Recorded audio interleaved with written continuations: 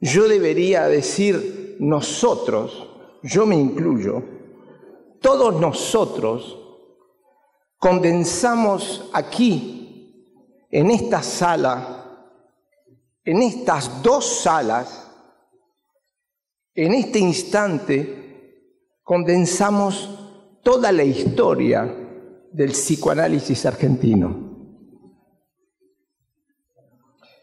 Todos nosotros somos los hijos, no solo de Freud, de Lacan y de muchos grandes maestros. Somos también los herederos de un pasado que comienza en los años 40 con los pioneros del psicoanálisis argentino. Pienso ante todo en Ángel Garma, maestro incomparable, que fue analizado por ese gran discípulo de Freud, Teodoro Reik. Yo me siento orgulloso de llevar dentro mío el alma de una hermosa filiación psicoanalítica argentina. Orgulloso, pero también obligado de ser digno de aquel ideal exigente que aquellos primeros sembradores del inconsciente nos han transmitido. Yo mismo he sido analizado por Emiliano del Campo, el cual fue analizado por José Blecher, quien a su vez fue analizado por Enrique Pichon-Rivière, el cual fue analizado en los años 38-39 por Ángel Garma, joven psiquiatra español, quien, como les decía, fue analizado en Berlín en los años 32-33 por el austríaco Teodoro Reik. Estos son mis antepasados. Estos son también los antepasados de los pacientes que yo analizo. Pero cada uno de ustedes es igualmente el descendiente de una rama psicoanalítica argentina cuyo origen remite necesariamente a Freud o a uno de sus eminentes discípulos. Ahora bien, mi intención es, sin duda, rendir hoy, en este sábado, homenaje a nuestras fuentes, pero es también decirles que nosotros tratamos de hacer hoy no tanto lo que nuestros antepasados hicieron ayer, sino hacer lo que ellos hubieran hecho en la situación presente. ¿Qué quiero decir? Que nosotros retomamos hoy no tanto lo que ellos hicieron, ni lo que sabían, ni aún lo que escribían. No, lo que nosotros retomamos de ellos y que actualizamos en este momento, en esta jornada, lo que actualizamos es una pasión. La pasión intransigente de transmitir a otros lo que otros nos han dado. Pero antes de entrar de lleno en el tema de la depresión, que es mi primera conferencia, quisiera decirles que me siento muy emocionado de verlos aquí tan numerosos, de saber que muchos de ustedes vienen de muy lejos, de diferentes provincias y hasta de países extranjeros. A todos, y en nombre de los colegas a quienes debemos este encuentro, a todos, y en particular al joven, debe haber un joven entre ustedes, un joven estudiante que descubre hoy por primera vez el psicoanálisis. A todos les doy la más calurosa bienvenida. Justamente la idea de hacer esta jornada de trabajo surgió cuando la editorial Paidós me pidió que organizara la presentación de mi último libro, Sí, el psicoanálisis cura. Quisiera dar las gracias por esta iniciativa a Ignacio Iraola, director editorial del Grupo Planeta, y a Mariano Valerio, director de la editorial Paidós. Eva Tabaquián, editora, ha tenido un rol decisivo para lograr una excelente publicación. A propósito de este libro, quiero agradecer muy especialmente a Gabriel Rolón, un admirable psicoanalista y escritor que ustedes conocen, que contribuye a hacer existir en Argentina un psicoanálisis viviente. Gabriel Rolón, apasionado lector de mi trabajo, me ha hecho el honor de escribir un prólogo que resuena como un eco vibrante y personal de mi pensamiento. A partir de esta iniciativa de presentar el libro, surgió la proposición de Alfredo Igel, que es un destacado psicoanalista de Tucumán. Alfredo Igel me propuso organizar un evento más amplio que incluyera una presentación de los principales conceptos que he forjado a lo largo de estos 50 años de práctica clínica y de elaboración teórica. Inmediatamente se asociaron al proyecto otros dos psicoanalistas, Ana María Gómez, fundadora de Grupos Clínicos de Buenos Aires, asociación de la que soy el presidente de honor.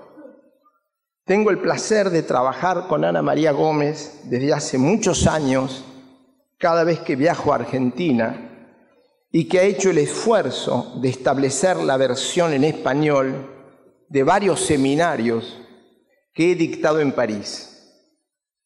El otro colega es Marcelo Rocha, psicoanalista rosarino, también muy presente, muy reconocido en el ámbito santafesino y más allá, lector asiduo y profundo de mis libros. Los tres colegas, Igel, Gómez y Rocha, se unieron para trabajar cotidianamente desde hace ya muchos meses en vista de convocar la imponente asamblea que nos reúne hoy día. Luego, Isidoro Beg, indefectible compañero de juventud, cuya importante obra hace honor al psicoanálisis argentino, aceptó muy naturalmente de contribuir al éxito de esta jornada. Igualmente, Luis Novarecio, brillante periodista que enriquece cada día nuestra cultura argentina, nos hace también la amistad de animar la mesa redonda de hoy a la tarde a las 14 horas. Pero esta jornada no hubiera sido posible sin el empeño personal, competente y eficaz de Daniel Feijó. Daniel Feijó es el responsable de los eventos de la librería Paidós y ha trabajado sin parar, sin descansar, desde hace ya muchos meses para lograr que todos estemos juntos en este sábado. Junto a Daniel Feijó está muy presente Marcelo Bernstein. Daniel Feijó es el verdadero artesano de este evento excepcional y fue también el excelente organizador de todos los seminarios que dicté durante mis diferentes viajes en nuestro país. Para terminar, quiero agradecer también a todas las instituciones auspiciadoras de habernos ayudado a difundir el anuncio de esta jornada.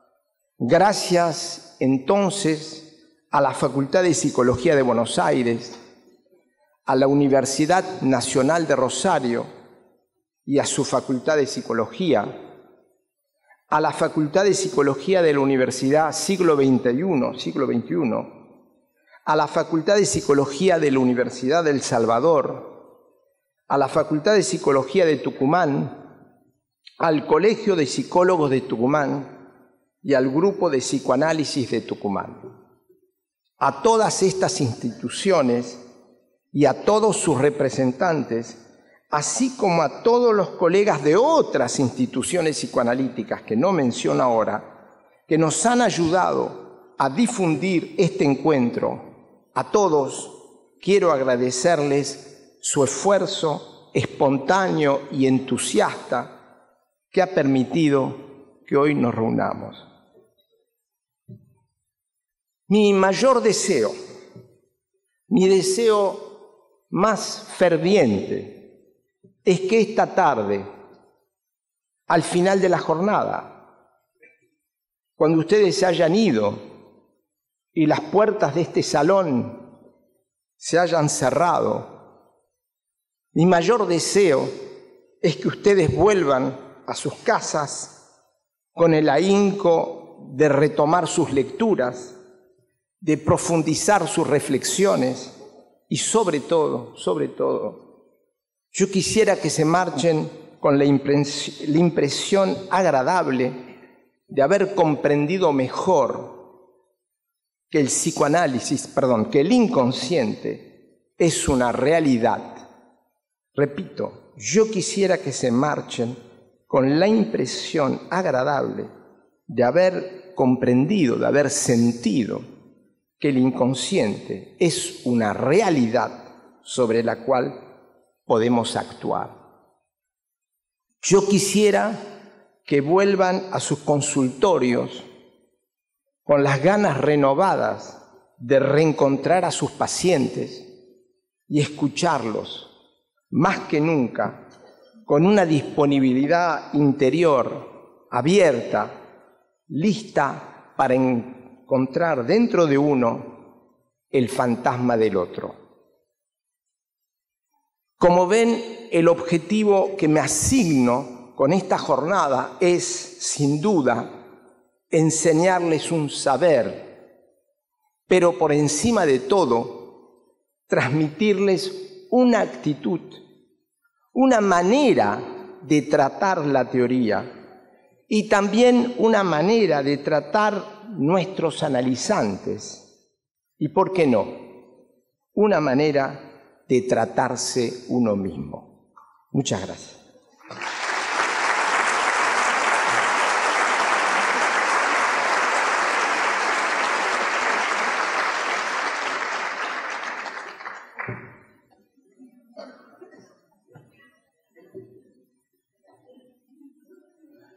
Bueno, ahora ¿tienen los cinturones atados? Ahora quiero hablarles de mi experiencia de psicoanalista con pacientes depresivos y concluir mi conferencia respondiendo a la pregunta: ¿cómo actuar con una persona depresiva? Mi intervención, se lo digo desde ya, es una mala noticia que les voy a dar. Mi intervención va a ser larga, porque tengo muchísimo para decirles. ¿Ustedes se imaginan 2 conferencias en un día para transmitirles años de trabajo? Porque yo voy a hablar de 2 temas, pero lo más importante no son los 2 temas. Lo más importante es lo que ustedes sientan, cómo yo trabajo. Entonces va a ser muy largo. Y la mala noticia no se las dije todavía. Esa no es la mala noticia. Yo voy a concluir mi intervención alrededor de las 11:30 de la mañana. Son las 9:35. La mala noticia es que la pausa va a ser extremadamente corta, señoras y señores. Les voy a pedir que hagamos una pausa estando sentados. Y probablemente en esa pausa yo aproveche, y para obligarnos a estar acá y no irse por la calle, les voy a distribuir un esquema, un texto, como hago habitualmente en mi seminario en París. A las 11:30 termino. Pausa corta y luego a las 11:45 vamos a sentarnos aquí 4 colegas, 3 y yo, y vamos a pasar al panel los conceptos de Ignacio. Terminaremos alrededor de las 12:15. No sé, yo quisiera, pero bueno, se dio así. En realidad, cuando supe cómo se organizaban las cosas, dije, habría que hacer 3 días de seminario. No sé si antes de las 11:30 tendremos tiempo para el debate, pero les pido que escriban sus preguntas y las hagan llegar al estrado. Si puedo, las responderé antes de terminar, y si no, trataré de retomarlas al final de la conferencia de la tarde. Lo que pasa es que al final de la conferencia de la tarde va a haber nuevas preguntas de la conferencia de la tarde. En fin, ya veremos cómo hacemos. Otra cosa, me han pedido firmar dedicatorias de los libros. Lo voy a hacer a la final de la tarde, a eso de las 18:30, ya veremos, porque en esta sala no podemos quedarnos mucho tiempo, ya veremos con Daniel Feijó cómo resolvemos el problema del lugar de la dedicatoria. El esquema que les voy a distribuir a la mitad de la conferencia va a ser un cuadro comparativo entre una persona normalmente triste y una persona deprimida. Empecemos por preguntarnos en qué consiste la depresión. Digamos de manera general que la depresión es un trastorno del humor que se manifiesta por una tristeza provocada por un choque emocional, un choque a veces identificable y otras veces muy difícil a identificar. Añadamos que esta afección comporta un desarreglo neuroquímico en la transmisión del influjo nervioso entre neuronas. Ese desarreglo neuroquímico retarda la transmisión. En este momento en que les hablo, agosto 2017, no sabemos si el desarreglo neuroquímico ha sido provocado por un choque emocional o si a la inversa es el desarreglo neuroquímico que, habiendo fragilizado al yo, ha preparado la sobrevenida de un choque emocional. No sabemos quién es el huevo, quién es la gallina.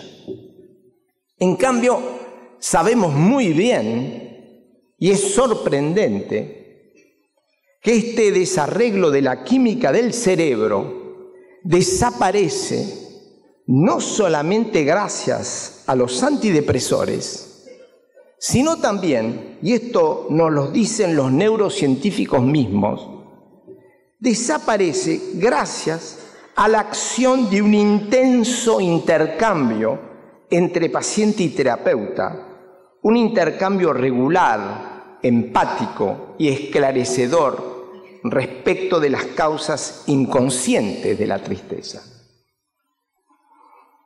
Ahora bien, podemos definir más precisamente la depresión según dos puntos de vista diferentes y complementarios. Un punto de vista descriptivo que considera la depresión como un síndrome, es decir, como un conjunto de síntomas observables sin tener en cuenta las causas que lo provocan. Y luego está el punto de vista analítico que, al contrario, define la depresión en relación con las causas que la provocan y los mecanismos inconscientes que la explican. Vamos a considerar primero rápidamente el punto de vista descriptivo y abordaremos luego mi propia interpretación psicoanalítica del fenómeno depresivo. No obstante, yo quisiera desde ahora adelantarles mi hipótesis que va a guiar toda la conferencia de esta mañana. Por eso les pido que la tengan en mente durante toda la conferencia. Para nosotros, analistas, la depresión no es una afección en sí. Es el síntoma de otra afección que llamamos neurosis.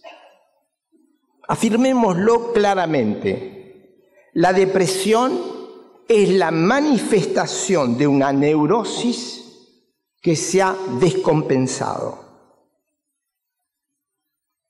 Considerar que la depresión es el síntoma de la descompensación de una neurosis implica que la acción del clínico debe centrarse sobre todo en el proceso neurótico mismo. Si usted alivia al paciente de su descompensación neurótica, lo aliviará automáticamente de su depresión. Para ilustrar esta acción del terapeuta, les presentaré el caso clínico de Sergio, en el que verán cómo procedo en una primera entrevista con un paciente deprimido. Les voy a presentar también un segundo caso clínico, el caso clínico de Clara. Es una bebita de 10 meses que sufría de una grave depresión del lactante. Digamos entonces que para nosotros la depresión es el síntoma de una neurosis que se descompensa, de la misma manera que un acceso de fiebre es el síntoma de una bronquitis que se agrava. Quiero, sin embargo, agregar que de la misma manera que existen pacientes que sufren de repetidos accesos de una fiebre crónica, y eso en medicina existe, existen también pacientes que sufren de repetidos accesos de una depresión crónica difícil de tratar. Estos pacientes sufren de una patología recurrente que se llama enfermedad depresiva. Tenemos entonces pacientes sufriendo de una depresión síntoma, y aquí debemos ocuparnos de la neurosis subyacente, y tenemos pacientes sufriendo de una enfermedad depresiva crónica, y aquí también debemos ocuparnos de la neurosis subyacente, salvo que tenemos que además asociarnos con un psiquiatra prescriptor de antidepresores. Dicho esto, y antes de describir el síndrome depresivo, quisiera formularles algunas consideraciones epidemiológicas que todo psicoanalista debe conocer cuando está frente a un paciente depresivo. que todo psicoanalista, que sea médico o no.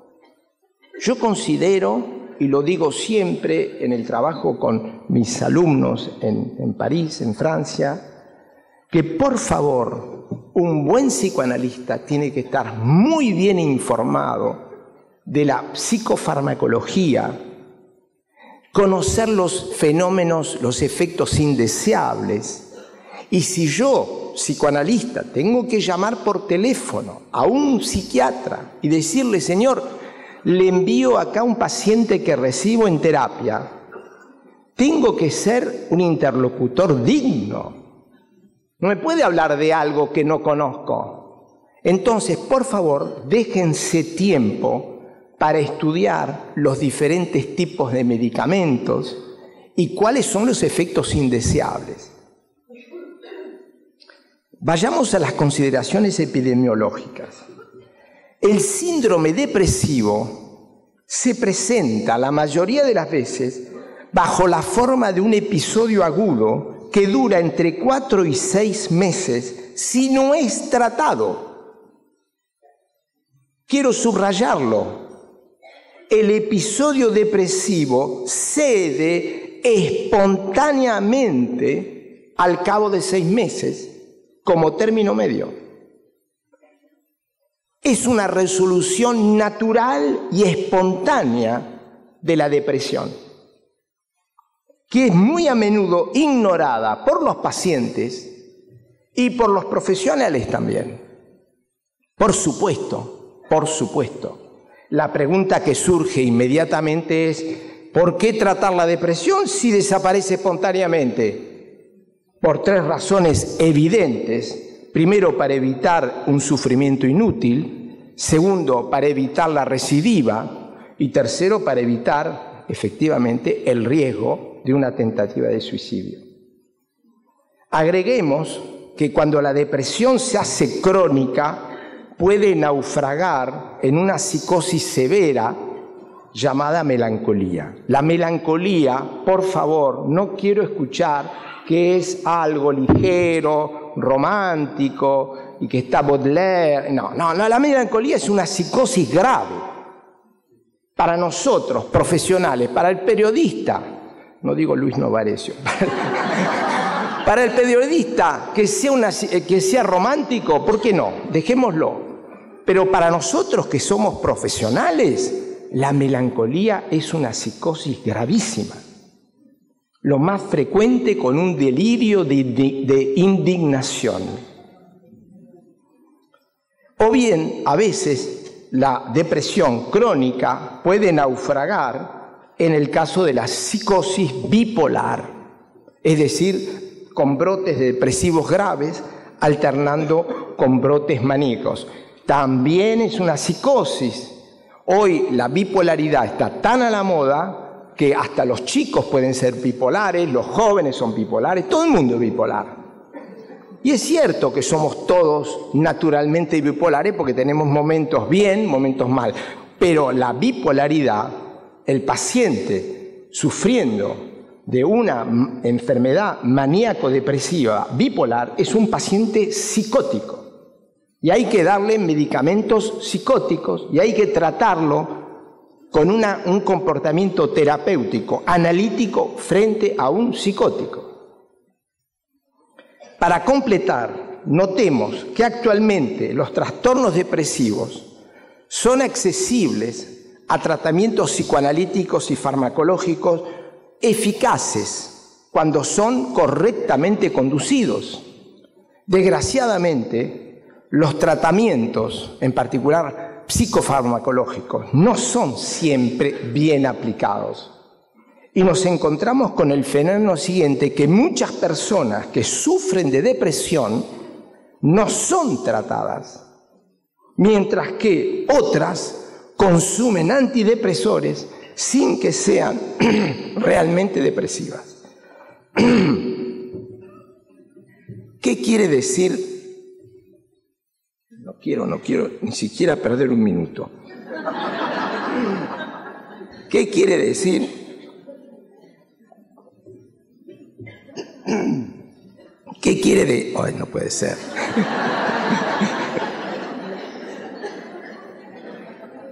No puede ser. ¿Ven? Es el inconsciente.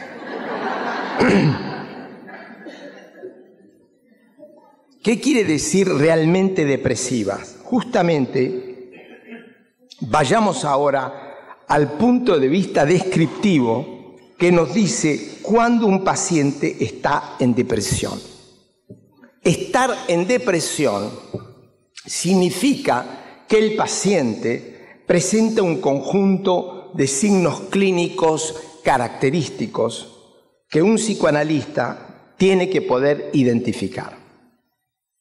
Un momento, tiene que poder identificar, pero recordando siempre que todo conocimiento clínico, como yo dije recién, la psicofarmacología, todas estas cosas, está muy bien, pero esto no es lo esencial. Lo más importante es que el analista sepa, pero que en el momento en que está frente al paciente, tiene que olvidarse de todo este conocimiento clínico. Voluntariamente olvidado por el analista en el momento de estar concentrado y escuchar el inconsciente de su paciente deprimido con su propio inconsciente, con lo que yo llamo el inconsciente instrumental del analista. Bien, ¿cuáles son entonces los signos clínicos que nos hacen decir esta persona está en un estado de depresión? Ciertamente la tristeza. La tristeza es el afecto dominante en la depresión. Pero atención, aquí se trata de una tristeza muy diferente de la tristeza normal. Todos hemos experimentado la tristeza normal. Pero no todos hemos experimentado la tristeza depresiva. Digamos que la tristeza depresiva es una tristeza insidiosa que penetra el ser como una neblina que lo ensombrece. Es una tristeza ansiosa, cargada de acritud. No es una tristeza serena, sino atormentada, amarga e irritable. Hay que aceptar la idea de que el depresivo se queja y se enoja fácilmente. Es susceptible, colérico y recriminador con sus allegados. Detrás de su tristeza se esconde siempre el odio bajo la forma del rencor contra aquel que lo habría herido injustamente en el pasado. Digamos desde ya que para tratar una depresión, el analista debe llevar al analizante a reconocer primero el viejo odio contra el otro y luego la rabia contra sí mismo de no haber sabido defenderse, de no haber sabido, de haber sido más bien tan frágil. A diferencia de la tristeza ordinaria, la tristeza depresiva es permanente, dura mucho, difícilmente reductible a pesar de los antidepresores e inhibidora de toda acción. La tristeza normal reduce la acción. La tristeza depresiva impide la acción. La tristeza depresiva no tiene un motivo reconocible, no se sabe de dónde viene. Y cuando se le supone una razón, esta es a menudo insuficiente para explicar su origen. Otras veces, la tristeza depresiva aparece bajo la máscara de diversas dolencias somáticas, también crónicas y difícil de tratar, y ahí hablamos de depresión enmascarada. Pero que esta tristeza sea patente o enmascarada, siempre se autoalimenta con un obsesivo repliegue en sí mismo. El depresivo se repliega en sí mismo y se autodesvaloriza. Este es el segundo síntoma característico de la depresión. El primero es la tristeza, el segundo es el repliegue obsesivo porque se repite todo el tiempo y además autocrítico, autodevalorizante. El depresivo no para de rumiar su desgracia, de decirse que es un inútil y que ha cometido errores que no se perdona.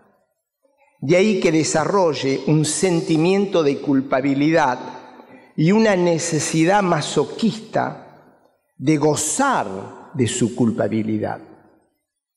No solamente se siente culpable, sino que además saborea el gusto amargo de la culpabilidad. Esto es lo que Freud llama el masoquismo moral. Ustedes se acuerdan que Freud decía que había 3 masoquismos. No me quiero retardar. Masoquismo moral. El masoquismo moral es el goce de sentirse culpable.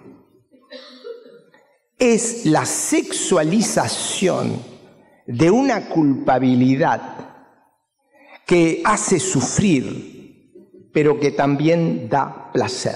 Es sorprendente, pero es así. El tercer signo que acompaña a la tristeza y al repliegue obsesivo en sí mismo es la pérdida del deseo.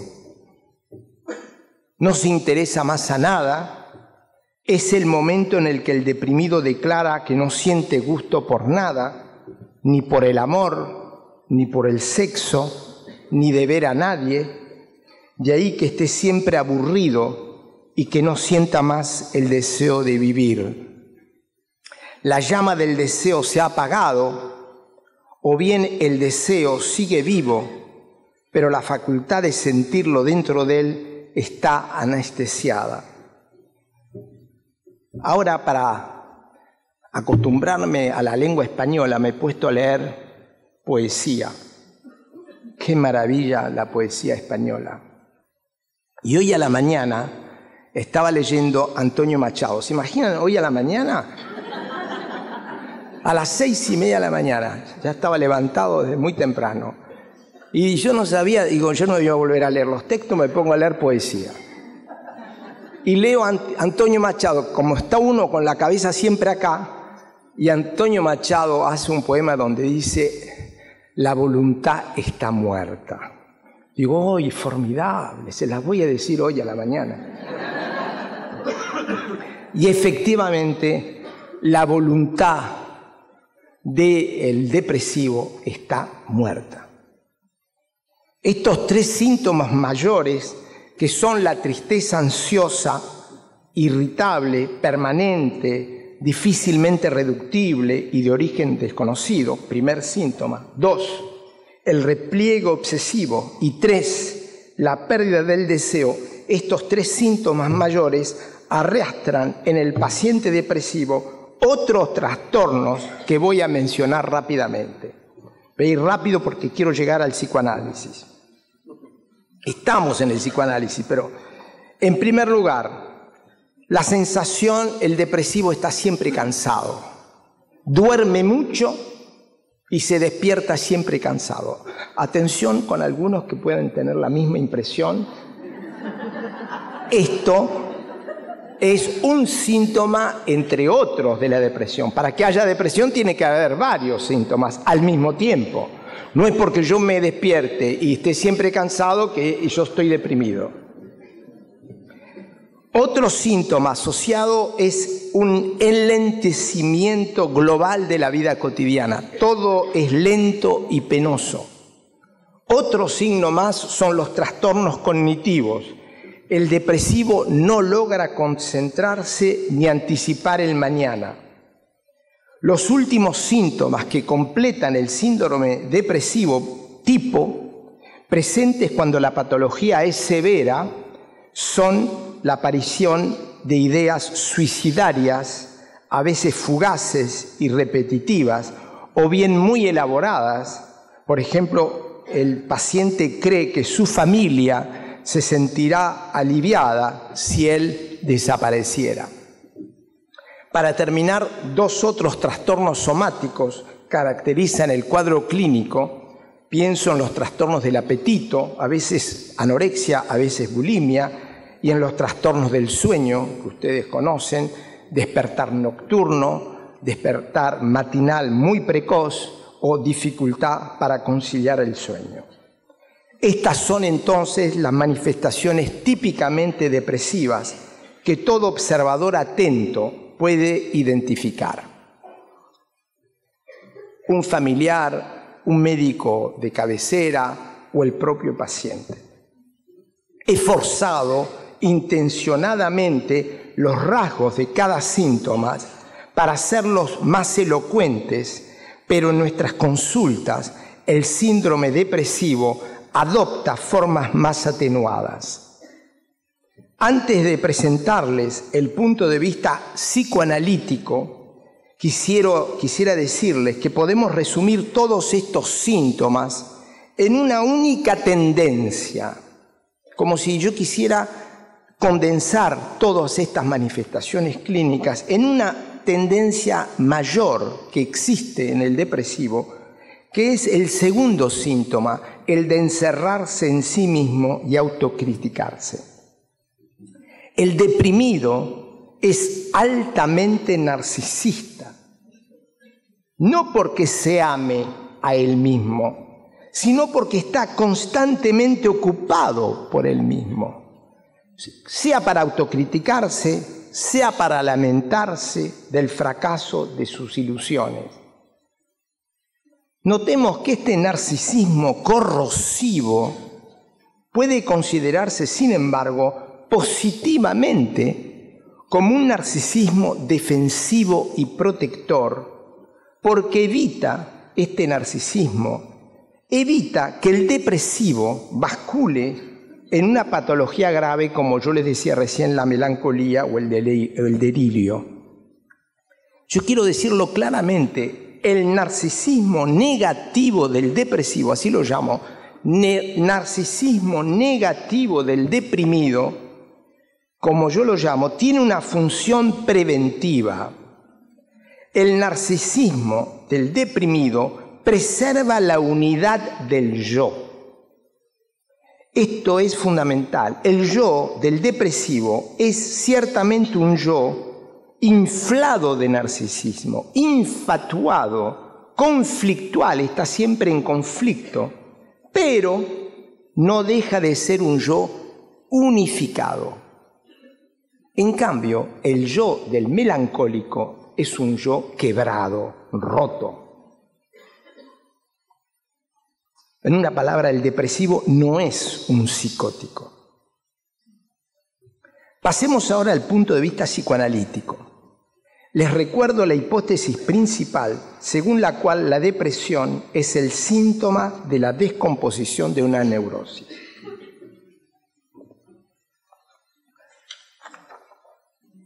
Yo quisiera decirles que el signo más destacado del estado depresivo en un analizante, sea porque él consulta o sea porque hubo un momento de crisis durante la cura, es sin duda alguna el despecho, el desengaño.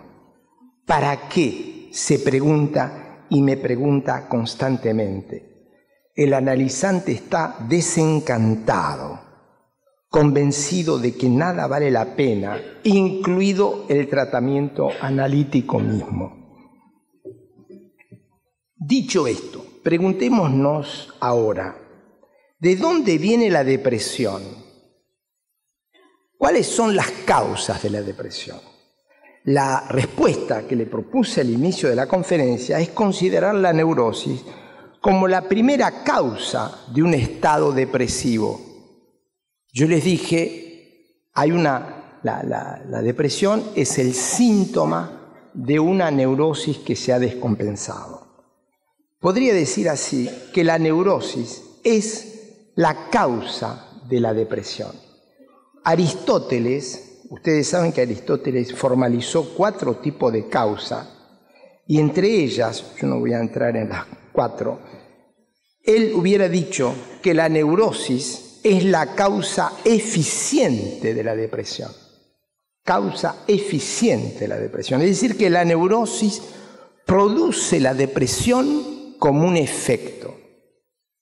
Pero esta proposición es demasiado general y tenemos que precisarla. Entremos entonces de lleno en la teoría psicoanalítica del origen de la depresión. Nosotros distinguimos las causas externas que desencadenan una depresión y la causa interna, una sola causa interna que produce la depresión, es decir, la neurosis misma de la que les hablo. Causas desencadenantes externas y una causa interna latente. Las causas externas desencadenantes son a menudo localizables, podemos localizarlas fácilmente. Es el choque emocional del que hablábamos al inicio. En cambio, la causa interna latente es difícilmente localizable, como puede ser un estado neurótico. Es difícil bien localizar lo que es un estado neurótico. Pero en lugar de decir estado neurótico, prefiero detallar y decir que la causa latente de la depresión es la fragilidad de una persona vulnerable a las separaciones o a las pérdidas. Entonces, repito, causa externa, desencadenantes, de eso vamos a hablar. Causa interna es una causa latente, es un estado, es una vulnerabilidad, es una fragilidad, es una incapacidad de la persona de amortiguar las separaciones o las pérdidas. Esto es lo que yo llamo neurosis. Seguramente los 2 tipos de causas de la depresión, las desencadenantes y la causa latente, son indisociables, ya que para provocar una depresión hace falta que haya una pérdida, causa desencadenante, y que esa causa desencadenante impacte una persona frágil, incapaz de amortiguarla, causa latente. Veamos entonces cuáles son las causas externas desencadenantes más frecuentes de la depresión. Yo pienso ante todo en los acontecimientos desgraciados de la existencia. A veces la depresión es provocada no tanto por un acontecimiento dramático y brutal, sino por un acontecimiento menos trágico, como puede ser un robo por efracción en la casa, disgusto que se añade como la última gota de agua a una acumulación de sucesivas contrariedades. Así pues, que se trate de un acontecimiento dramático único o de un acontecimiento ordinario que se agrega a una serie de desagrados, todas estas causas externas pueden provocar una depresión, a condición que la persona que está trastornada por esas causas viva la pérdida como una pérdida inadmisible, como una pérdida injusta de un objeto de amor al que estaba locamente apegado. Esa pérdida también será vivida como una amputación, como la ablación de una parte vital de sí mismo.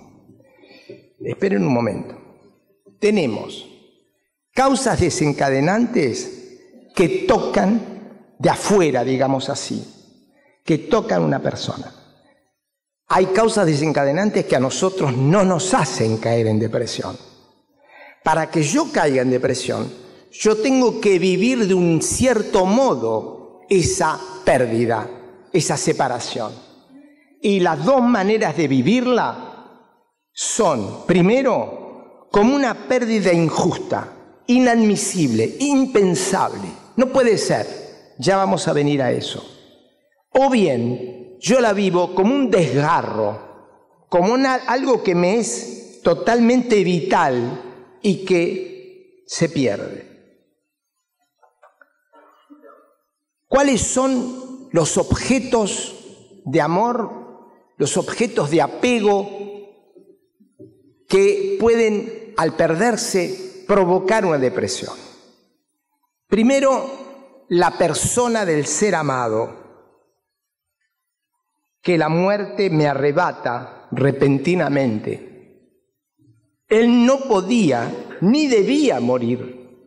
Era impensable que él muriera. Luego tenemos otro objeto de amor que no se puede perder. Ya no es una persona, es un sentimiento. El sentimiento de amor, el amor mismo, el amor que yo creía indefectible y que hoy me ha sido arrancado con una traición que yo no hubiera jamás imaginado. ¿Ven ustedes lo que estoy diciendo? Son objetos de amor a los cuales estoy pegado, pero que es inimaginable, impensable que yo pueda perderlos. Esto es muy importante. Otro objeto de amor es la preciosa salud, o bien la juventud, divino tesoro. Sí, esa otra cosa de la poesía, ¿ves? Eso se lo saqué a Rubén Darío. Es una maravilla Rubén Darío. Dice, juventud, divino tesoro. Dije, ¡ay, perfecto! O la juventud, divino tesoro, que creí que no te irías nunca. O aún todavía mi vieja y querida casa, mi casa en la que vivo desde mi infancia y que hoy ha sido violentada. O bien otro objeto de amor es mi trabajo, que cumplo desde hace tantos años y del que me han repentinamente echado sin ninguna consideración. O incluso aquel sublime ideal de juventud que estructuró mi vida y que hoy desapareció, sepultado por los inevitables cambios de la sociedad. En todos estos casos, la pérdida de una persona, la pérdida de un sentimiento, la pérdida de la salud, de un bien, la pérdida del trabajo o la pérdida de un ideal, todas estas pérdidas van a ser vividas por el futuro depresivo como una pérdida imperdible, como una pérdida que le da rabia, porque para él es una injusticia perder, y con dolor, porque es un desgarro profundo del ser. Consideremos ahora la causa interna de la depresión, es decir, la vulnerabilidad del sujeto a la pérdida. Es esto que yo llamé neurosis. Empecemos por decir que no todos aquellos que sufren de una ruptura dolorosa caen en depresión. Para que una depresión se declare, son necesarias dos condiciones de esta causa interna latente.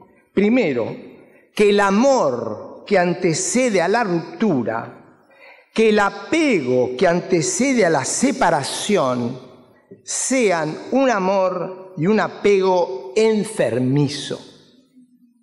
Ahora voy a decir lo que es esto de enfermizo. Vayamos primero a la segunda condición. Esa es la primera condición, un apego enfermizo al objeto de amor. La segunda condición es la manera que tiene el sujeto de vivir la pérdida como una inaceptable injusticia y un doloroso desgarro. Sin embargo, yo no debería utilizar aquí la palabra pérdida. Tendría que ser más preciso y emplear los términos de Ernest Jones, que ustedes seguramente conocen, redefinidos por Lacan, y decir que la causa interna de la depresión es la vulnerabilidad de un sujeto a la privación y a la frustración. Ernest Jones caracterizó la falta diciendo que había la privación, la castración y la frustración. Y Lacan la retoma, Lacan, que quería mucho a Ernest Jones, tenía mucha admiración y mucho cariño personal además, retoma y va a hablar de privación, frustración, castración. Y yo me voy a servir de esos tres términos, sobre todo de la privación y de la frustración, para darle un carácter mucho más formal a lo que es la pérdida en un paciente depresivo o futuro depresivo. Lacan decía que había tres faltas que puede experimentar un sujeto neurótico. La privación, decía Lacan, es la falta en lo real de un objeto simbólico. Esa es la fórmula de Lacan. Fórmula que yo interpreto diciendo que se trata de la falta de un objeto que es parte integrante de un todo simbólico. Un objeto que debería estar presente y que no está. La muerte del padre de un chico de 10 años, la muerte del padre genitor de un chico de 10 años, es una privación, porque es anormal, simbólicamente anormal, que un niño de 10 años no tenga a su lado su padre genitor. Por supuesto, ese padre ausente será reemplazado 1000 veces, pero su ausencia, su desaparición es una privación. Un padre tiene que estar, no puede no estar. Un brazo forma parte de un cuerpo y un cuerpo, en principio, tiene que tener un brazo. No puede no tenerlo. Si un brazo falta, y hay mucha gente a quien sufren de que el brazo falta, están amputados del brazo, si un brazo falta, es una privación. Si un padre falta, es también una privación. El hecho que no está es real. El todo del que falta es simbólico. El cuerpo es simbólico como un todo. El brazo no está, es una privación. Apliquemos ahora esto, definición de la privación, al futuro depresivo. El futuro depresivo vivirá la pérdida de su objeto de amor como una privación. Él siente que al perder su objeto de amor, pierde una parte intrínseca a su ser, una parte vital, una parte que no puede no estar, porque si no está, su ser se derrumba.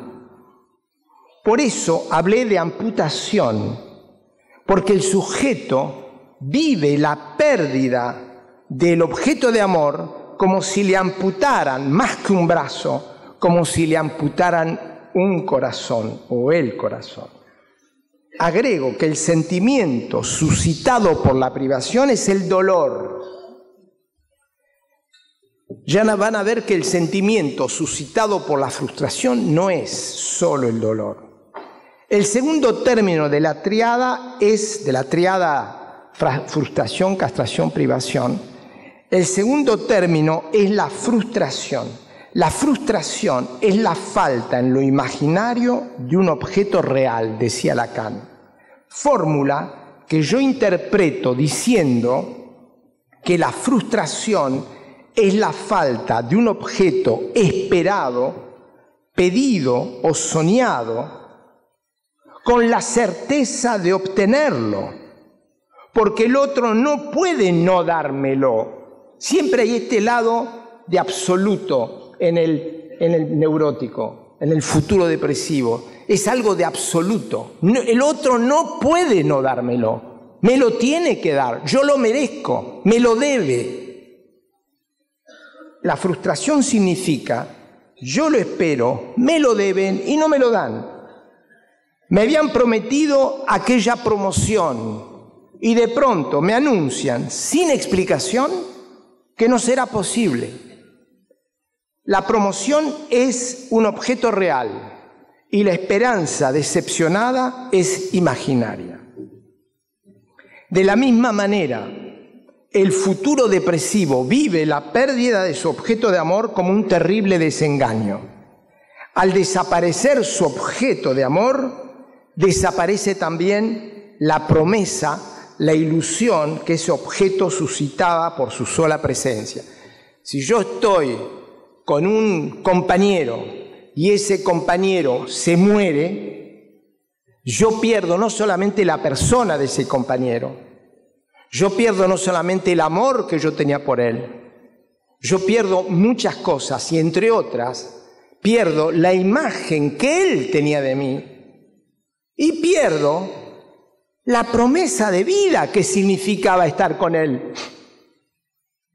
Porque cuando usted está en pareja o inclusive con un animal, con una madre, con un hijo, el otro es una promesa de vida. El otro representa que yo vivo y tengo mucho para hacer. El camino me está esperando, estoy esperado, alguien me espera. Si ese alguien muere, nadie me espera. El sentimiento de la frustración es dolor por no tener y rabia porque yo me siento engañado. Para completar nuestra tríada, agrego la castración, que no voy a hablar de ella en la depresión, pero la agrego. La castración, decía Lacan, es la falta en lo simbólico de un objeto imaginario. Es decir, que la castración no existe. La castración es una angustia. La frustración sí existe. La privación sí existe. La castración es una angustia, nada más. No tiene nada que ver con que castrarle ningún sexo, testículo, nada. No, la castración es un miedo.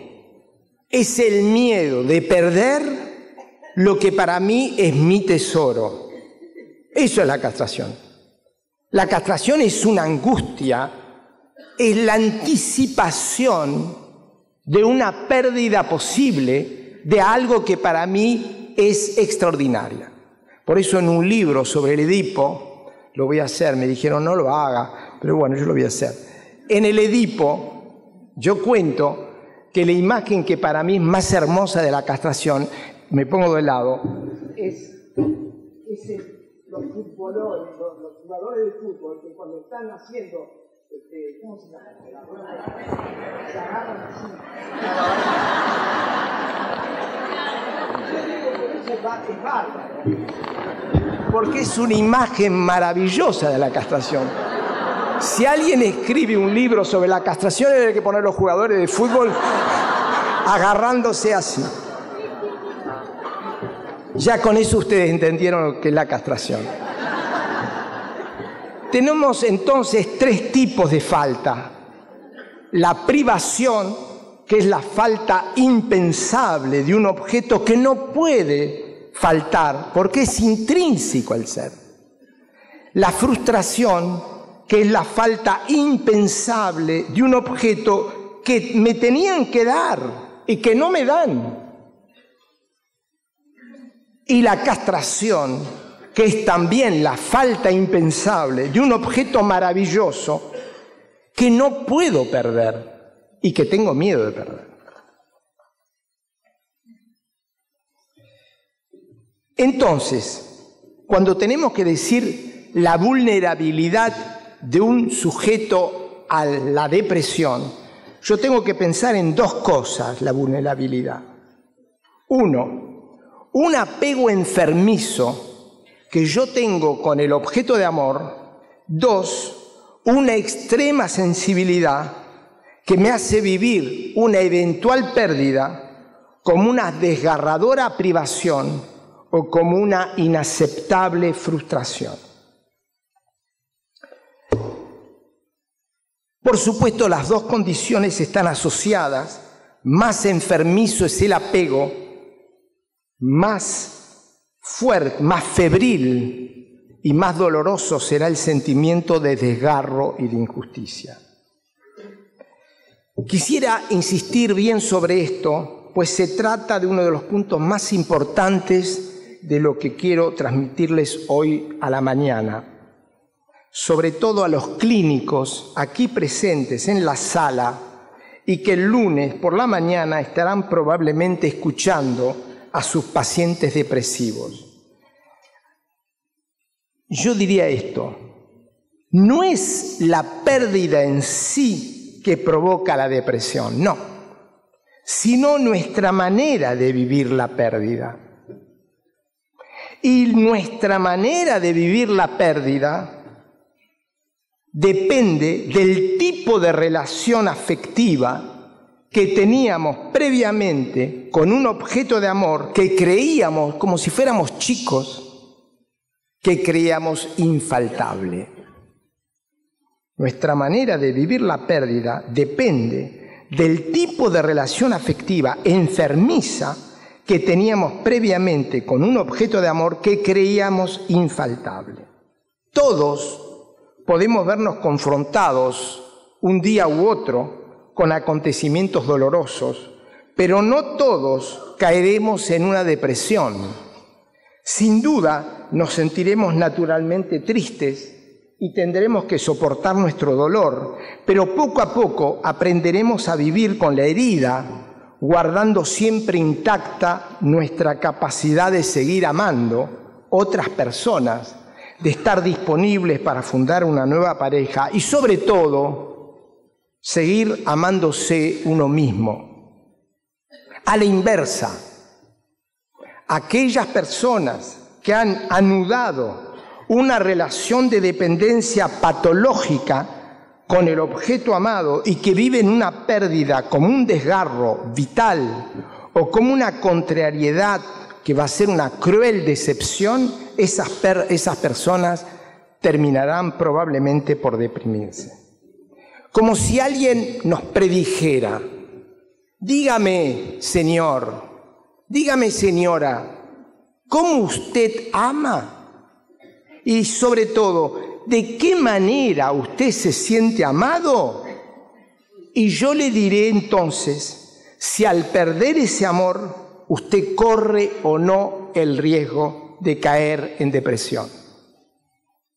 En suma, ¿cuál es el terreno en el que va a brotar una depresión?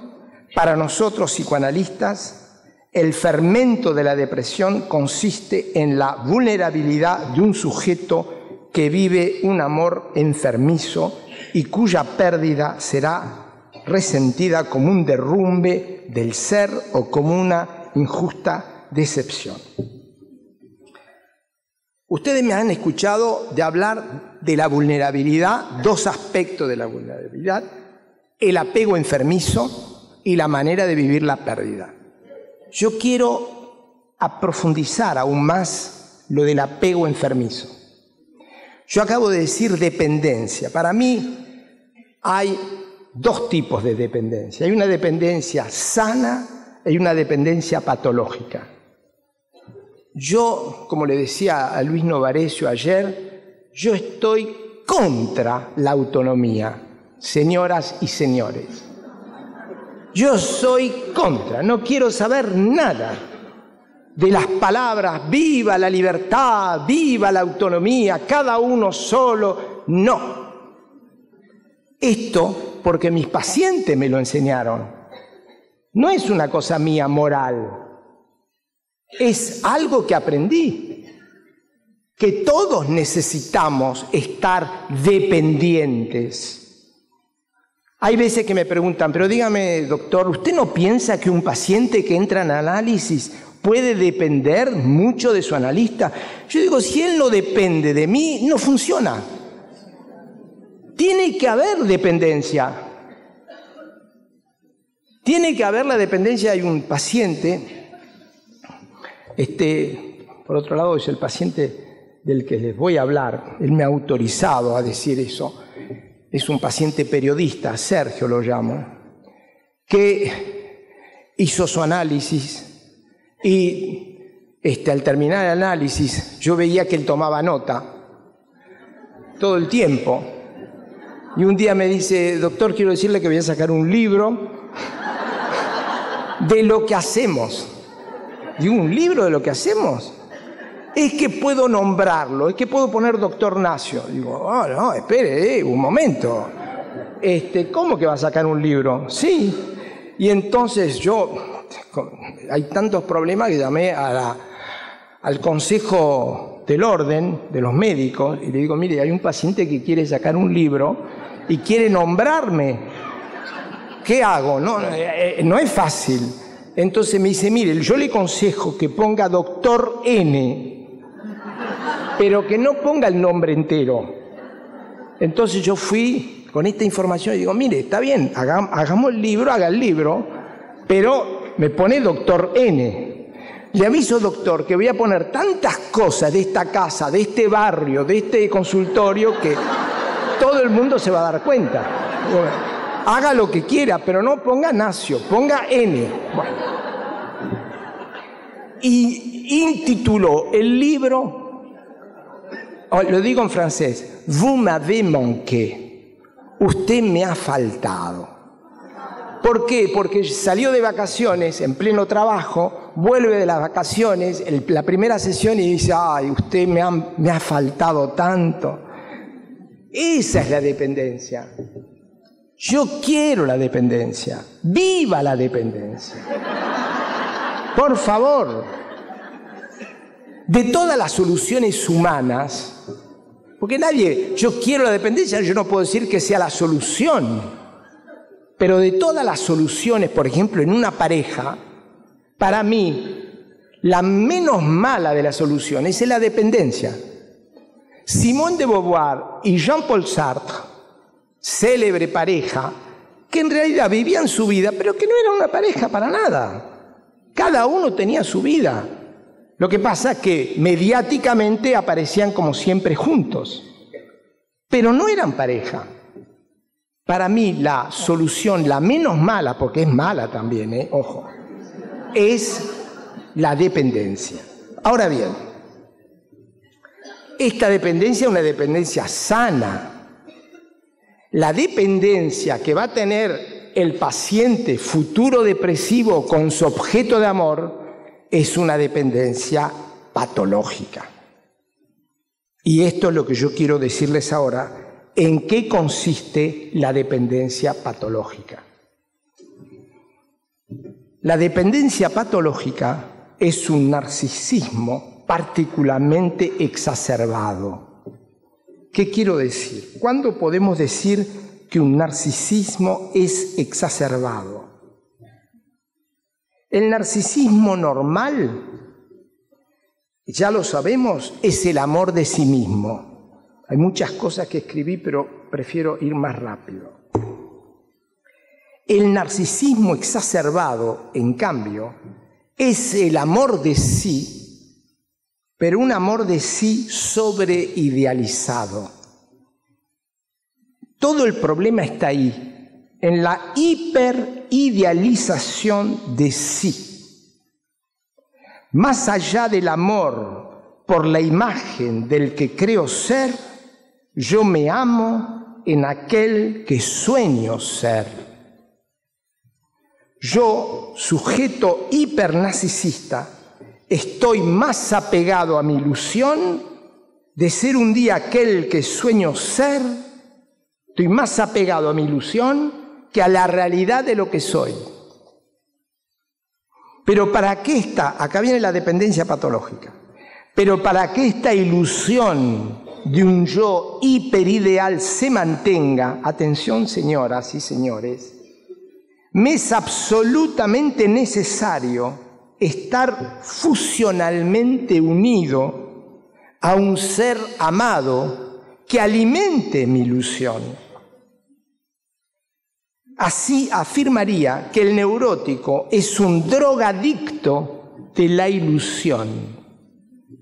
Necesita la droga de la ilusión para seguir viviendo.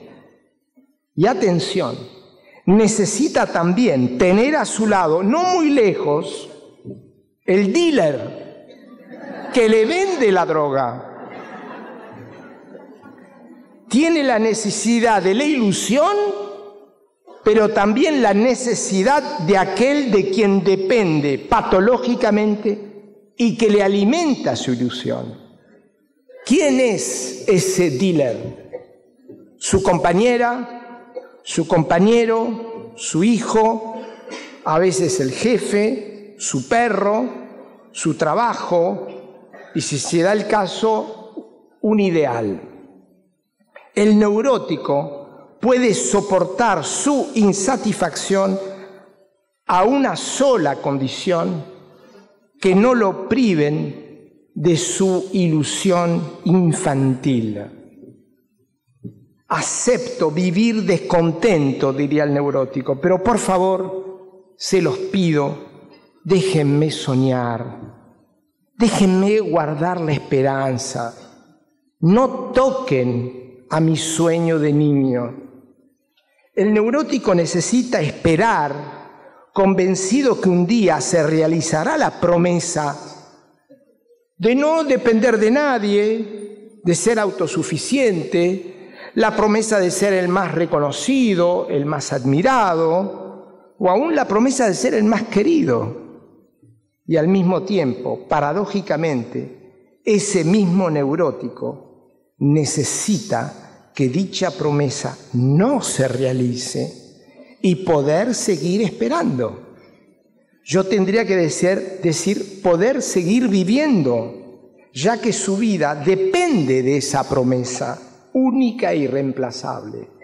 El compañero o la compañera con la que mantiene su amor enfermizo está entonces ahí para asegurarle: podés seguir soñando, podés seguir sintiéndote insatisfecho y sobre todo te podés seguir quejando. Quéjate. Lo peor de todo es que la compañera está ahí, o el compañero escucha las quejas y no puede hacer de ninguna manera más que decir: seguí quejándote. Seguí quejándote. Esta es la contradicción dolorosa que atormenta a todo neurótico y por ende a su pareja. A los dos. Para resumir, escuchemos lo que diría nuestro futuro deprimido. En verdad, yo no amo al otro por lo que es. Lo amo porque es la fuente vital de mí mismo, sobreidealizado. Si yo pierdo mi amado, pierdo con él la ilusión de mí mismo. Y si pierdo esta ilusión, pierdo las ganas de vivir y me deprimo. En el narcisismo normal, yo amo a mi yo ideal, sin tener que depender de la presencia y del amor de mi pareja. La dependencia existe, pero el hecho de que yo me ame no depende solo de ella. En cambio, en el narcisismo enfermo, yo amo mi yo hiperideal siempre y cuando me sienta incondicionalmente amado por un ser que está a mi lado indefectiblemente, me conforta en mi ilusión, me tolera insatisfecho y me deja quejarme. Dos observaciones antes de proponerles la definición psicoanalítica de la depresión y luego pasar a los dos casos que quería presentar. Primera observación, es de orden terminológico. En el neurótico futuro depresivo, el falo, que es un término que no está en Freud, que es un término de Lacan sobre todo, el falo, es decir, el objeto más precioso, no es en Freud está el estadio fálico, pero no el falo. Digo, el falo, es decir, el objeto más precioso, no es la persona del ser amado, ni su amor, ni siquiera la salud o el trabajo, no. Para un neurótico, el falo es su yo hiperideal. Según mi lectura de Lacan, el yo ideal, que hoy caracterizo de yo hiperideal, corresponde a lo que Lacan llama el falo imaginario, mientras que el ideal del yo corresponde al falo simbólico. Yo ideal, falo imaginario, ideal del yo, falo simbólico. ¿Qué es el ideal del yo? Si el yo ideal es lo que yo sueño ser, el ideal del yo es el marco simbólico de mi sueño, es decir, el discurso de mis padres y el discurso social que me influencian para que yo sueñe mi yo ideal. Segunda observación, la más importante, y les pido toda la atención, concierne el tema del traumatismo y de su repetición, de la cual vamos a hablar esta tarde. Les decía hace un momento que la causa desencadenante de la depresión es una pérdida, vivida como un desgarro y una injusticia. Ahora puedo agregar que dicha pérdida desencadenante de una depresión repite en el adulto una primerísima pérdida ocurrida en la infancia. Por favor, cuando estamos frente a un paciente deprimido, tenemos que pensar que él ha sufrido dos privaciones, una privación primera, originaria, que llamamos traumatismo, generadora de la neurosis, y una segunda privación más actual, más tardía, más presente, desencadenante de la depresión. En una palabra, hay dos privaciones en la vida de un paciente deprimido. La privación traumática infantil que causó la neurosis y la privación actual que ha descompensado su neurosis y precipitado la depresión. ¿Estamos de acuerdo? Dos privaciones, una primera, origen de la neurosis, una segunda que va a suscitar la depresión. Definición psicoanalítica de la depresión. La depresión, ¿qué es la depresión? La depresión es la reacción dolorosa. La depresión es la reacción dolorosa y enrabiada, dolor y rabia, a la pérdida de un objeto, de un amor enfermizo. Un objeto que yo consideraba imperdible y que alimentaba la ilusión de mi yo hiperideal. Si yo pierdo este objeto de amor enfermizo, pierdo la ilusión en mí mismo. Y si pierdo esta ilusión, pierdo la fuerza de afirmar mi deseo de vivir. Antes de distribuirles un cuadro comparativo, ya las chicas están listas. ¿Dónde están? Muy bien, gracias. 1, 2, 3, 4, 5. Feijóo organizó todo perfecto. Distribuir hojas a más de 1000 y pico de personas. ¿Y abajo también, en la sala de abajo también? Bueno, ahora le van a distribuir también. Antes de distribuirles un cuadro comparativo entre una persona normalmente triste y una persona deprimida y presentarles dos casos clínicos, quiero proponerles una definición de la tristeza depresiva. La tristeza depresiva es un dolor, no es una angustia. Es el dolor que sufre el yo cuando percibe interiormente, repito, la tristeza depresiva es un dolor que sufre el yo cuando percibe interiormente, aquí se trata de una percepción endopsíquica, cuando percibe interiormente la ausencia del yo hiperideal. Es un cuadro que no voy a poder comentar porque si no nos va a tardar mucho, pero yo quería que ustedes lo tuvieran en mano. Hagámoslo más rápido, ayúdennos a distribuirlo eso entre nosotros. Entonces, no les puedo leer todo el cuadro, ustedes lo leerán después tranquilamente. Yo quiero subrayar tres frases, tres cosas importantes.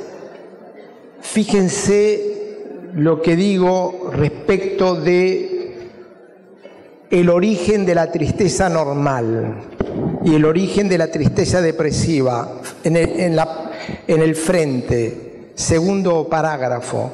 La persona triste, origen de la tristeza normal, sabe por qué está triste. Y si la causa ha sido, por ejemplo, la pérdida de un ser querido, ella descubre cuánto ese ser le era vital y cuánto ella misma era vital para él. En cambio, la persona deprimida a la derecha no sabe por qué está deprimida. Si, por ejemplo, ella ha sido víctima de una traición amorosa, la ruminación de reproches dirigidos al infiel tan odiado le impide comprender que el verdadero motivo de su tristeza no es la pérdida del amor, sino la pérdida de la ilusión de sentirse eternamente amada. Yo quiero hacerles sentir con esta frase que cuando ustedes están delante de un paciente depresivo, lo importante no es la depresión de hoy. Tienen que pensar en el neurótico de ayer, en el neurótico que hizo que se deprimiera. Lo importante no es la tristeza de hoy, es la angustia de ayer. Esto es fundamental. Ustedes lo van a ver con los casos clínicos que voy a mostrar. Este es un punto. Otro punto, démoslo vuelta porque si no, no vamos a tener mucho tiempo, sobre el narcisismo. Narcisismo normalmente de la persona normal. La persona triste, normalmente triste, se repliega en sí misma para soportar mejor su dolor. El narcisismo es un narcisismo defensivo y reparador, es normal. En el narcisismo de la persona deprimida se repliega en sí misma, no solo para soportar su dolor, aislarse y rechazar todo requerimiento exterior, sino también para complacerse en rumiar el pasado. Sin embargo, al replegarse sobre ella misma, consolida la unidad de su yo y se preserva de una posible fractura psicótica. Esto se los he dicho. El narcisismo del deprimido es un narcisismo negativo, aun por el contenido negativo, aunque preventivo contra la psicosis. No confundamos aquí este narcisismo negativo en el que el deprimido se desprecia con el narcisismo exacerbado que yo les acabo de decir recién, en el que el neurótico predispuesto a la depresión se hiperidealiza. Lamento, es complicado, pero es así. Una cosa es el narcisismo exacerbado antes de la depresión y otra cosa es el narcisismo negativo en la depresión. Vayamos al tratamiento de la depresión. Yo prefiero comenzar presentándoles dos situaciones clínicas en las que vemos durante la primera entrevista la acción terapéutica del psicoanalista. Sergio es un hombre de 50 años, casado. Sergio es periodista muy reconocido, es el caso del que les hablé recién. Padre de 3 hijas, que vino a consultarme en un estado de depresión aguda. Sergio estaba convencido de que a fuerza de quemar todas sus energías en el trabajo, había caído en depresión. Es así como, a semejanza de otros pacientes que nos consultan, y ustedes deben tener el ejemplo, Sergio calificaba su sufrimiento con el término de burnout. Ahora está la moda y todos los depresivos vienen y dicen estoy en un burnout. Para mí el burnout es como la espasmofilia. Por favor, no existe. Para nosotros, el perverso narcisista, el burnout, la espasmofilia son términos que está bien para hablar con un periodista. Pobre Luis Novarecio me va a matar. Con un periodista, aunque con Luis Novarecio yo hablo directo, sin problema, pero con los periodistas en general utilizan espasmofilia, burnout, perverso narcisista. Esos términos no son de nosotros, son mal definidos, son populares, se entienden, pero no son correctos. Por favor, ayudémonos a guardar un cierto vocabulario técnico correcto de profesionales que somos. Pero Sergio me dice, yo tengo un burnout, doctor. Bueno, yo lo escucho, no digo nada. Al preguntarle sobre las rupturas dolorosas que hubiera podido sobrellevar en el pasado, supe que su padre había fallecido en un accidente antes de sus 2 años. Respecto de la apariencia, para mí tan importante la apariencia de los pacientes, respecto de la apariencia de Sergio, me sorprendió el contraste entre su aspecto de viejo rockero, venía en una camisa, mangas arrugadas, no sé cómo, yo encontré la frase viejo rockero, no sé cómo llamarlo, entre su aspecto de viejo rockero y su mirada tierna, de ojos azules, de varoncito miedoso.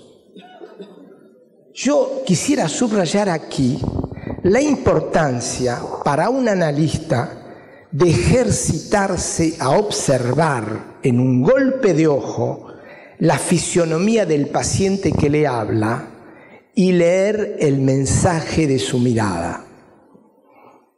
Me digo siempre que todos, cada uno de nosotros, exponemos nuestra cara como si reveláramos, sin darnos cuenta, el secreto más íntimo de nuestro ser. Un secreto que incluso nosotros mismos no conocemos. Un psicoanalista debe saber visitar, como decía Emmanuel Levinas. Emmanuel Levinas decía visitar el rostro del otro. Hay que dejarse aspirar por esa ventana del inconsciente que es una cara. Ustedes comprenden ahora por qué fue importante percibir en la mirada de Sergio un niño miedoso detrás del hombre triste que se esfuerza en mostrarse duro. Volvamos entonces al final de esa primera entrevista y a la rectificación subjetiva, como yo la llamo, a la rectificación de la explicación, para mí errónea, que mi paciente daba de su estado.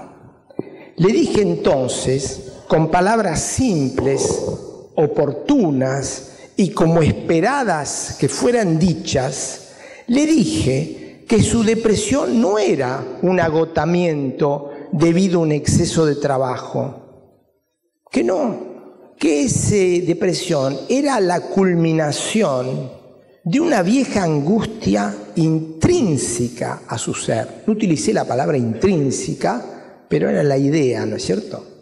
Le dije que detrás de su depresión, él era un hombre angustiado desde hace mucho tiempo y que cuando el director de la cadena de televisión, director que Sergio quería y admiraba mucho y del que se sentía también muy querido, cuando ese director entonces le informa de su reemplazo por un célebre animador, él vivió este anuncio como una incomprensible humillación, como una traición.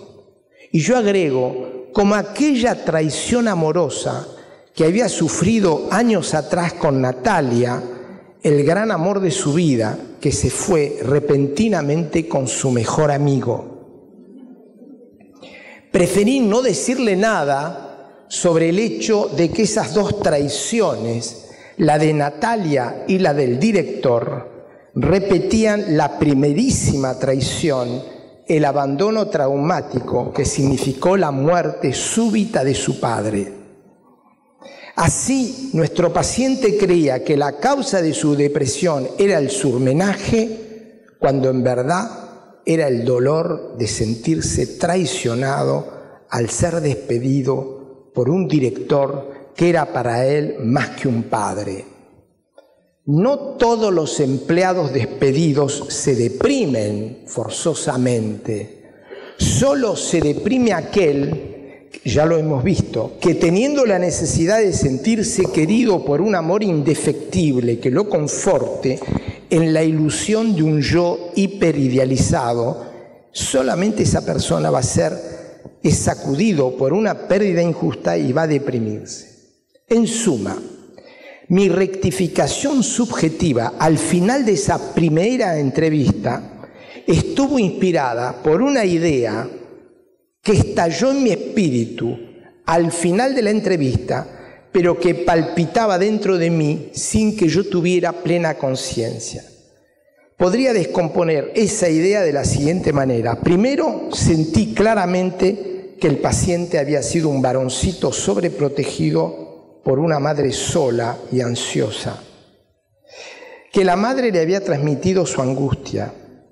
Luego pensé también que ese niño sobreprotegido había desarrollado un yo hiperideal y se había vuelto entonces un chico fragilizado. Una vez maduro, Sergio necesita, sin darse cuenta, más que sentirse incondicionalmente reconocido por lo que hace, necesita sentirse incondicionalmente querido por lo que es. Luego ocurre el despido, vivido con el dolor de un rechazo y la rabia de una traición. Una observación a propósito de la rectificación subjetiva con la que concluí esa primera entrevista. Muchos de ustedes pueden pensar que mi intervención fue muy larga y demasiado detallada para un encuentro inicial. Es cierto que, para ser más claro, preferí desarrollar ampliamente dicha intervención, pero debo decirles que, sin ser tan largo, yo procedo así desde hace más de 20, 30 años y que constato con frecuencia que las palabras rectificativas dichas con convicción suscitan en el paciente la emoción de sentirse comprendido. Si pienso en Sergio, la rectificación subjetiva, tal como se las propuse, lo conmovió y cambió su manera de comprender su sufrimiento. Les cuento que este paciente es el paciente que terminó escribiendo ese libro que se llama Usted me ha faltado, y con el doctor N entonces en el texto, y que anda muy bien. Para poder terminar un análisis escribiendo un libro quiere decir que podemos estar muy satisfechos de cómo fue el trabajo hecho. Vayamos a la otra paciente. Es un ejemplo clínico particularmente sorprendente, porque la pequeña paciente, que es una bebita, sufría de una depresión del lactante. Evidentemente, no todas las interpretaciones de un analista tienen una eficacia tan fulgurante como la interpretación que hice en esa primera sesión, pero quiero compartir con ustedes esta singular secuencia clínica, que es una buena ilustración de cómo actuar con un bebé depresivo. Clara es una bebita de 10 meses que su madre trae a la consulta, de aspecto enfermizo. La pequeña tiene un tinte lívido y su cuerpecito es atónico. Clara no come nada y casi no duerme, apenas 3 horas por noche. Su madre me dice que ha consultado a varios pediatras, pero sin resultado. Me precisa que antes su bebita lloraba mucho, pero que desde hacía poco tiempo, en lugar de llorar, se queda despierta con grandes ojos tristes. Durante esa primera entrevista, la bebita está ahí inerte, inexpresiva, con el cuerpo abandonado sobre el regazo de su mamá. Al cabo de un momento, me dirijo a la madre y le pregunto. Yo no sé por qué, pero es así. Yo siempre voy a los detalles, realmente a los detalles. Ahí le dije, señora, es que usted duerme bien de noche. No sé por qué, estamos hablando de la bebita que no duerme y voy y yo le pregunto a ella si duerme bien de noche. ¿Y usted duerme bien de noche? Y entonces ella me responde, pero yo duermo poco, doctor. ¿Cómo podría dormir si Clara no duerme? Yo insisto con los detalles y digo, pero en el poco tiempo que duerme, ¿duerme bien? La madre duda un momento y me responde, en realidad me pasa algo horrible. En cuanto caigo dormida, me despierto con una pesadilla atroz. Veo de pie, parada a mi lado, a mi hermana, que llora y me habla. Es como una visión. ¿Una visión?, le pregunto. Es mi hermana Lucía, que se suicidó hace 8 meses en circunstancias trágicas, y esa visión me vuelve todas las noches. Es ahí que ella estalla en lágrimas.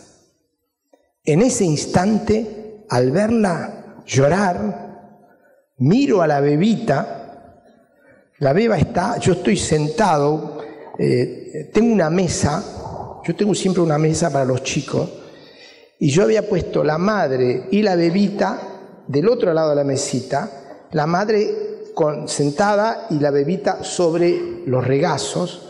Yo estoy acá y veo llorar a la madre, bajo la cabeza, veo a la bebita y le digo, ¿sabés, Clara? Acabo de comprender por qué no podés dormir. No podés dormir porque sentís que tu mamá está triste y querés cuidarla. Pero ahora que sé por qué llora tu mamá, te prometo que me voy a ocupar de ella. Soy yo quien va a ocuparse de la pena de tu mamá. Ahora, te aseguro, vas a poder dormir tranquila. Pues bien, mientras yo le hablaba así, la bebita tornó la cabeza hacia mí y me dirigió una mirada conmovedora, plena de inteligencia. Ya no tenía los ojos sin brillo del comienzo de la sesión.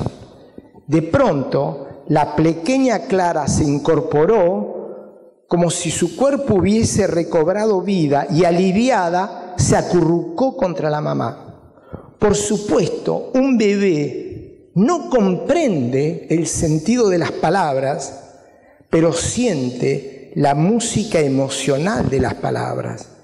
Y en este caso, mi música era envolvente y firme a la vez. 3 días más tarde, cuando volví a ver madre e hija, la bebita ya no era la misma y la mamá también había cambiado. ¿Qué pasó? Mi interpretación alivió a la pequeña porque al asegurarle que yo me ocuparía de su mamá, la liberé de tener que hacerlo ella misma. Hasta entonces, Clara no tenía apoyo materno, pues la madre, absorbida por su tristeza, ya no la sostenía más en sus brazos. Desamparada y sobrepasada más allá de sus fuerzas para cuidar a su mamá, la bebita estaba agotada por el esfuerzo de una vigilia interminable. Al dirigirle aquella palabra plena, yo me ocupo de tu mamá, podés dormir tranquila, le insuflé un impulso regenerador y le signifiqué: volvé para atrás y descansá, volvé a ser el bebé de la etapa oral, no quieras ser el bebé de la etapa anal. ¿Cómo llegaron a mí estas palabras? En el instante mismo en que vi a la madre deshacerse en lágrimas, comprendí que el sufrimiento del bebé era el esfuerzo penoso de querer sostener a una madre frágil. Sin embargo, no llegué a esa comprensión como resultado de una reflexión. Muy por el contrario, fue una revelación que se me impuso. Hasta ese momento yo no había captado la causa de la depresión de la niñita.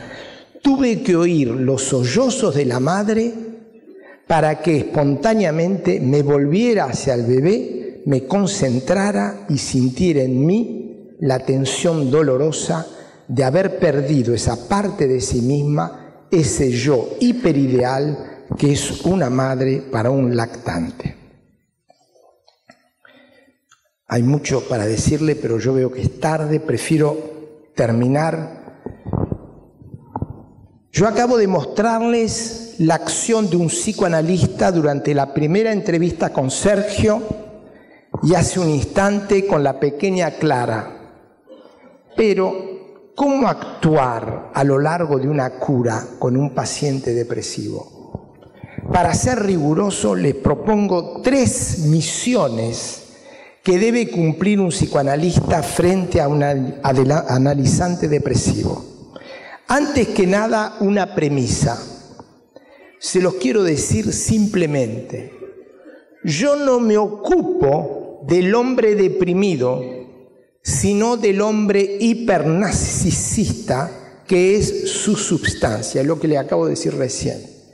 De la misma manera, yo no me ocupo directamente de la tristeza, yo me ocupo de la pérdida de la ilusión, causa de la tristeza. Por eso, en presencia de un paciente deprimido que me consulta por primera vez o de un paciente que puede deprimirse en el curso de la cura, yo me digo que será necesario triunfar en 3 misiones esenciales. La primera misión, la más difícil, concierne la agresividad y el narcisismo negativo. Digo la más difícil porque es un trabajo doble, mostrar al paciente su rabia reprimida y corregir su yo endurecido, curtido por el amor hipertrofiado de sí mismo. 2 cosas: rabia reprimida y corregir el yo. Esta expresión, corregir el yo, es utilizada por Freud en una frase que me sirve siempre de guía en mi trabajo de analista y muy particularmente con los pacientes deprimidos. Quiero leérselas. Nuestro esfuerzo terapéutico, dice Freud en el texto Análisis terminable e interminable, nuestro esfuerzo terapéutico oscila constantemente durante el tratamiento entre un pequeño fragmento de análisis del ello y un pequeño fragmento de análisis del yo. En el primer caso buscamos hacer consciente algo del ello, en el otro caso buscamos corregir algo del yo. Como ven, los dos principales gestos técnicos del analista oscilan a la manera de un péndulo entre hacerle tomar conciencia del origen de su agresividad, el ello, y de su pulsión agresiva, y del otro lado, ablandar el yo, influenciarlo para que abandone poco a poco ese amor crispado de sí. Recuerdo una intervención destinada a analizar un fragmento del ello relativo a la agresividad y le decía a un paciente, usted no es una persona mala, usted es agresivo porque tiene miedo. Su agresividad es una agresividad de defensa contra la amenaza que le hagan daño de nuevo. De hecho, usted ataca porque tiene miedo de volver a ser traicionado. Esa es la primera misión. La segunda misión concierne el carácter desmesurado de la ilusión infantil. Conjuntamente, analista y paciente deberán descubrir de dónde viene esa ilusión de omnipotencia. Respecto de la ilusión, recuerdo haberle dicho a una paciente quejumbrosa, que se quejaba todo el tiempo.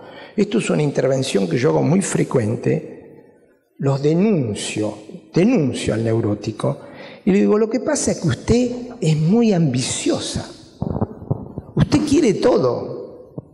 Usted sueña con tener todo y luego sufre por no tenerlo. Es como si usted no supiera distinguir lo que es posible de lo que es imposible.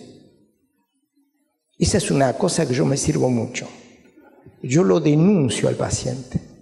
Ya van a ver, esta tarde vamos a trabajar eso muy claro. Lo denuncio, le digo, usted quiere mucho, usted es en realidad una devoradora.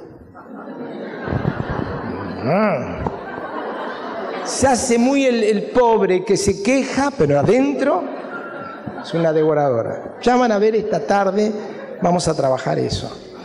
Finalmente, la tercera misión que me asigno es demostrarle al paciente deprimido el carácter obsesivo y compulsivo de sus pensamientos negativos. En este caso, el problema no es tanto el contenido negativo de las ideas, sino la hiperactividad del pensamiento. Yo diría así, la hiperactividad del pensamiento es una barrera enferma para impedir que las pulsiones agresivas afloren a la superficie. Yo pienso mucho, no puedo parar de pensar, diría el obsesivo, para impedirme ser malo. Es decir, que el pensamiento es una defensa para parar la agresividad. Ella entonces las tres misiones que me asigno en tanto que psicoanalista de un paciente depresivo: tratar la agresividad y el narcisismo negativo, tratar el paciente ambicioso y soñador y tratar la rumiación obsesiva. Antes de terminar, quisiera formular dos recomendaciones importantes y luego concluimos. En primer lugar, si usted cree que es oportuno reconfortar a su paciente, recuerde que lo que cuenta no son las palabras que le dice, sino la actitud comprometida con la que se las dice. Cuando le hablamos a un paciente depresivo, nuestra voz debe atravesar su tristeza y el odio subyacente y tratar de despertar la pulsión de vida que dormita. Otra recomendación: para acompañar a un paciente depresivo en crisis, no discuta los motivos que según él justifican su tristeza. No entre en sus quejas o en sus rumias mórbidas. Déjelo quejarse y escúchelo sin contradecirlo.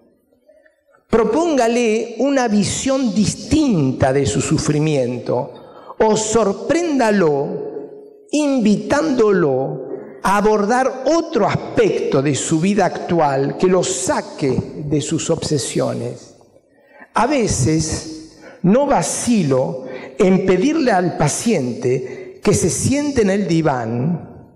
Le cuento cómo trabajo. Ojo, pasa como una vez. No tienen que hacerlo, ¿eh?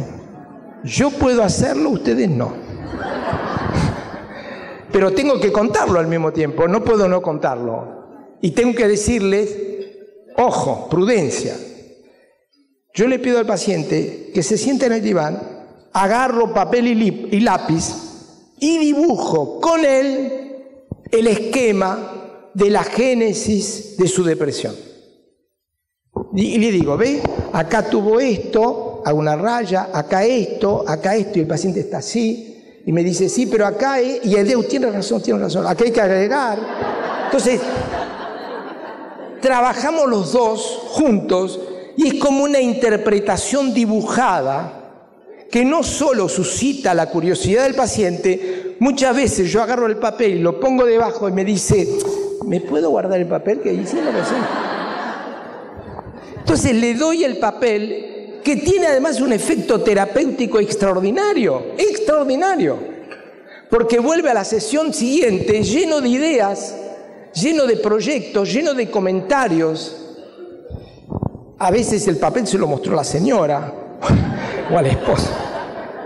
Por supuesto, la importancia de este gesto técnico que me evoca el squiggle de Winnicott, que ustedes conocen, no reside, atención, la importancia de este gesto no reside en el gesto mismo, sino en la actitud mental que lo inspira. Y mi actitud mental es sacar el pasado taladrante de la cabeza del analizante y exteriorizarlo en el dibujo de un esquema que construimos juntos. Una última palabra para hablarles de nuestro trabajo de analistas. Es sabido que cualquier trabajo es siempre un excelente remedio para evitar la depresión. Cada vez que damos una cita a un paciente, cada vez que nos proyectamos en el futuro, que vamos a un seminario, que vamos a un reencuentro, a un trabajo, afirmamos, sin darnos cuenta, el hecho que ustedes hoy a la mañana se hayan levantado para venir acá, que yo me levante para venir acá, que todos estemos acá, todo eso afirma la voluntad, como decía Spinoza, la voluntad de perseverar en nuestro ser, es decir, la voluntad de continuar existiendo, la voluntad de existir lo más posible y desarrollar al máximo nuestro yo. Este empuje hacia adelante es totalmente opuesto a la tendencia del deprimido de replegarse en sí mismo y contractar el yo. ¿No podríamos decir entonces que nuestro trabajo con nuestros pacientes nos preserva, es una manera de decirlo, de nuestras propias tristezas? El ejercicio de la escucha que practicamos todos los días es un aprendizaje permanente a estar disponibles sin pensar, sin darnos cuenta que lo estamos. Al escuchar la queja de mi paciente, dejo de lado mis tristezas, me olvido de mí mismo y paradójicamente soy más que nunca yo mismo. Muchas gracias.